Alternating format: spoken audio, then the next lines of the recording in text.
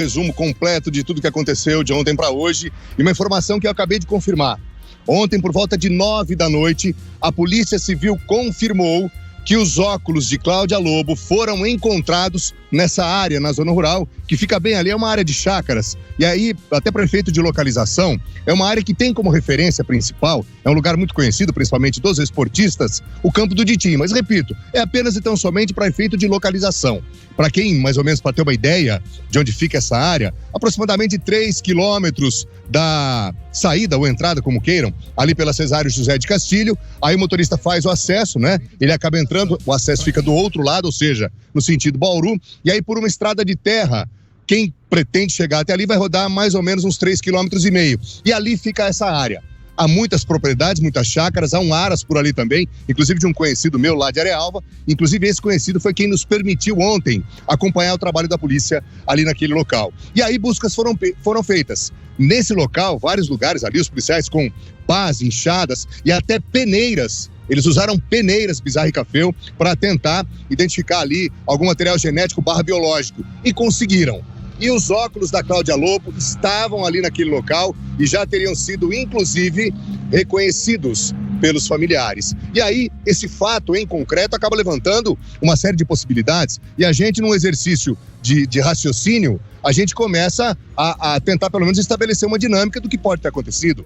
Por exemplo, o carro, a Spin branca, com base na quebra de sigilo telefônico, teria mapeado na triangulação o telefone do Roberto Franceschetti numa fazenda, numa plantação de eucaliptos que fica um pouco mais à frente, a cerca de 1 quilômetro. E ali esse carro teria entrado em meio à plantação de eucalipto, aproximadamente 2 quilômetros para frente, né, do Mataburro, e aí depois o veículo teria voltado e agora existe a possibilidade, portanto, de que tenha rodado esse 1 quilômetro, feito então esse acesso por essa estrada de terra e passado por lá apenas e tão somente, poderia ter sido assim, ou teria sido, de repente, uma forma de um motorista ter descartado ali alguma coisa, enfim, colocado fogo, ou seja, são perguntas que a partir de agora, por enquanto são perguntas, as respostas a gente ainda não tem, mas o fato é que o par de óculos encontrado ali naquele local, evidentemente é uma situação ou é uma informação que muito significa para esse inquérito policial. No mais, ontem aconteceu uma importantíssima reunião lá na sede do DEINTER. O delegado, o diretor do DEINTER estava nessa reunião, o delegado divisionário aqui da DEIC estava nessa reunião, Clédson Nascimento também, que é o que preside um dos inquéritos, e pela primeira vez o SECOLD, que é o setor que investiga, é uma delegacia especializada que faz parte da DEIC. Ela investiga crimes de colarinho branco, corrupção, lavagem de dinheiro. E agora vai haver uma nova investigação, ou seja, 2 inquéritos tramitando de maneira paralela. Um deles, o criminal, que é encabeçado pelo Clédson Nascimento, e o outro, o Dr. Glaucio Stocco, vai tocar, evidentemente, essa situação envolvendo a possível questão envolvendo dinheiro, corrupção, enfim, crimes do colarinho branco. Agora, Bizarra e Café, as expectativas, elas aumentaram bastante. O caso ganha novos contornos. E aí, evidentemente, ainda fica a dúvida sobre a possível participação de mais uma pessoa. Quem é que, por exemplo, se Beto Franceschetti, se ele estava de fato no volante daquele carro, abandonado na Alameda Três Lagoas, lá no Vila Dutra, na zona oeste da cidade, de que maneira ele teria voltado para o centro da cidade? Quem é que deu, de repente, transporte para ele? De que maneira isso teria acontecido? Já que há elementos mais do que concretos que complicam e muito a situação de Roberto Franceschetti Filho. Por exemplo, ele é visto naquele lapso de tempo entre 2h57 e 6h30, quando o carro é abandonado, ele é visto entrando no carro ali provavelmente na Avenida Nuno de Assis, bem pertinho ali daquele prédio da prefeitura. E aí depois, lá no Pagani, ele é visto trocando de lugar com a Cláudia. Ou seja, agora com o resultado positivo do exame de balística, aquele estojo era da pistola que pertence a ele.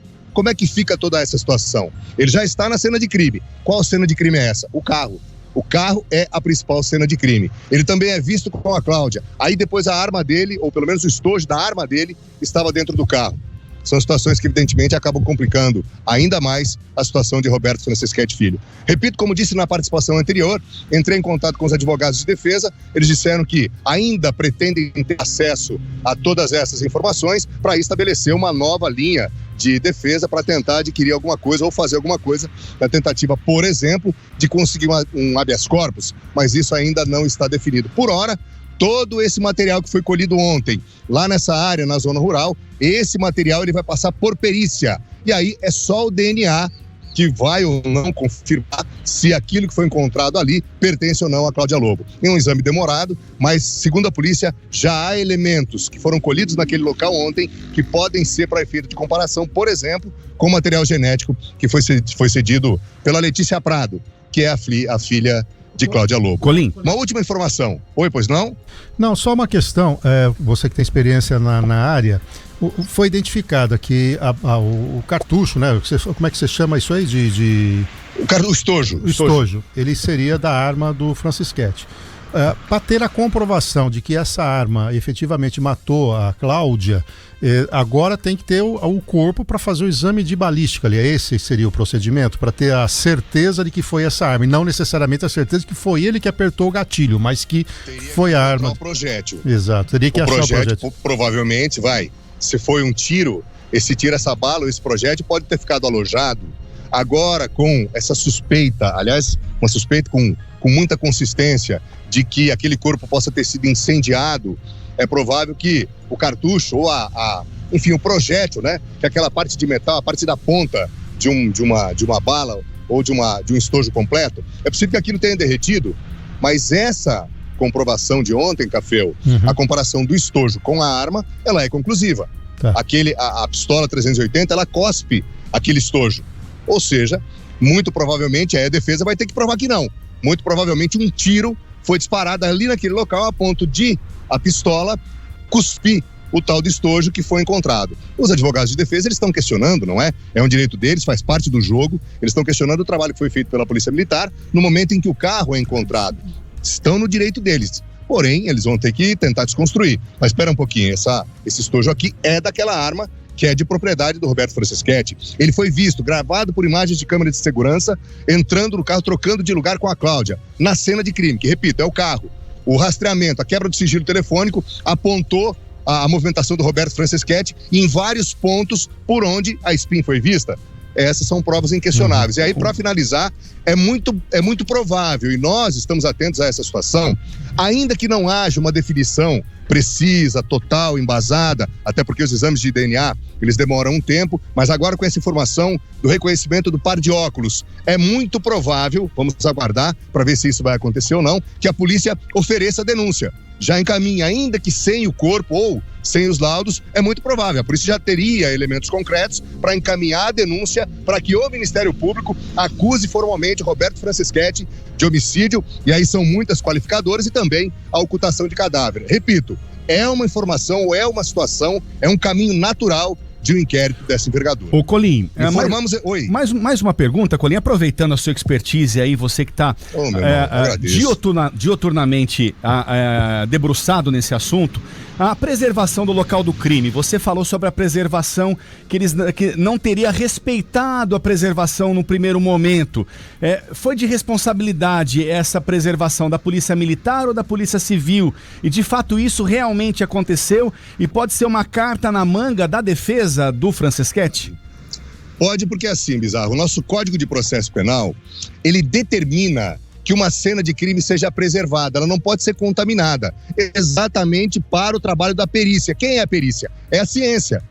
É a ciência, aquele local, aquela cena de crime, é uma linguagem figurada, óbvio, aquela cena de crime fala com o bom perito, ela conta uma história. Só que se essa cena estiver contaminada, essa história fica comprometida. E muitas vezes isso, e vou citar um exemplo, muitas vezes isso é uma carta na manga para os advogados de defesa. Vou citar um exemplo, o caso do Gil Rugais, você lembra? Aquele menino que assassinou o pai, a madrasta, numa produtora de vídeo na Zona Sul de São Paulo. Eu acompanhei aquele tribunal do júri. Num certo momento, veio lá a promotoria dizendo que não, vou apresentar uma prova, a porta lá da produtora com a marca da sola do tênis do Gil Rugais, que o coloca, portanto, na cena de crime.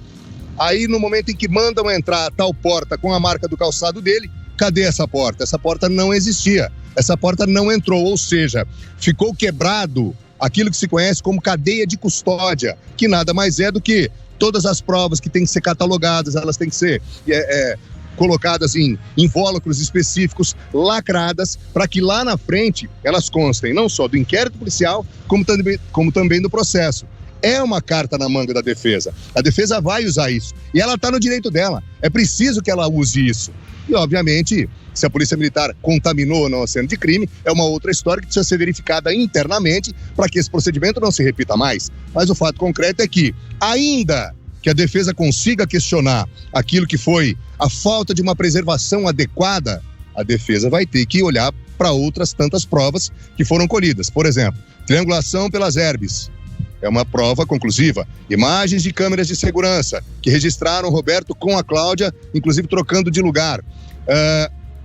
O estojo agora encontrado, ainda que com essa situação, a mancha de sangue, óculos encontrado ali naquela cena.